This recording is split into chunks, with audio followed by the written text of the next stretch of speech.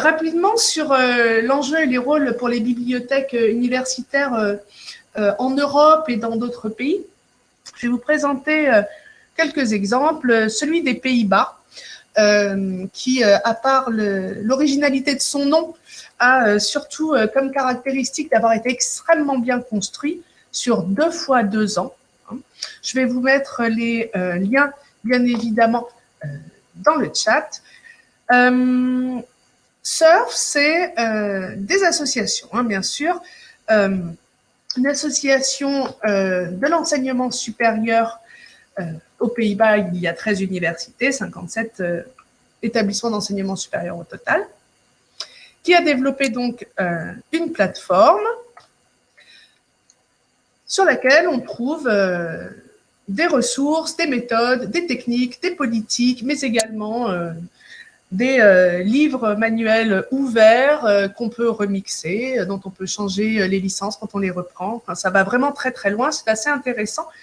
Une communauté de bibliothécaires en particulier qui a animé ce groupe a en plus un petit groupe propre pour pouvoir piloter ses propres activités et développer des compétences spécifiques.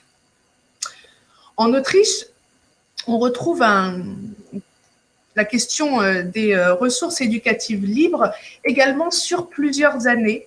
2 packages l'un après l'autre, le premier OEA, le deuxième OEAA voilà, a été développé là de la même manière, avec la participation de champs professionnels différents, dont des bibliothécaires qui font partie du projet pour pouvoir à la fois participer à la définition des politiques, à la mise en place des infrastructures et au développement des contenus par la suite.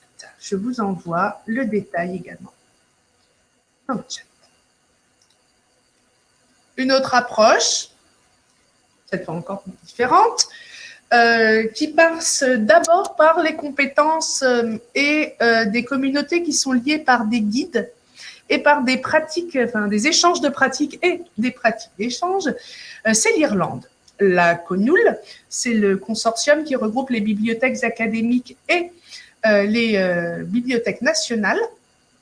Et le National Forum, c'est ce regroupement de l'enseignement supérieur autour du numérique, là de même pour développer des méthodes, des compétences et des guidances. Donc 3 exemples très différents d'approches, mais où on se rend compte que la clé du succès réside vraiment dans le fait de travailler ensemble de manière collaborative et de partager avec des produits livrables, publics, vraiment faciles d'accès. Et je ne vous cache pas que ne parlant pas le gaélique et ne parlant pas l'autrichien, les sites n'étaient pas en français, mais ça m'a quand même permis d'avoir une petite idée. Toutes ces personnes se rassemblent bien sûr au niveau national, mais il existe également des groupes internationaux et notamment européens. Aujourd'hui, je n'irai pas sur l'international total, mais il en existe.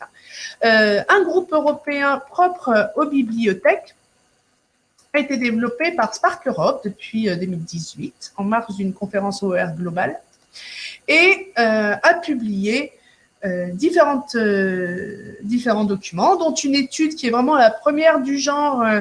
Je vous ai mis les liens également sur les pratiques d'éducation ouverte dans les bibliothèques de l'enseignement supérieur.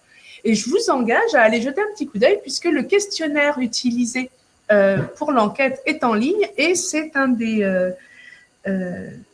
bon test à prendre, pas forcément en bibliothèque, ça peut même être au niveau de l'institution. Il y a beaucoup de questions qui sont tout à fait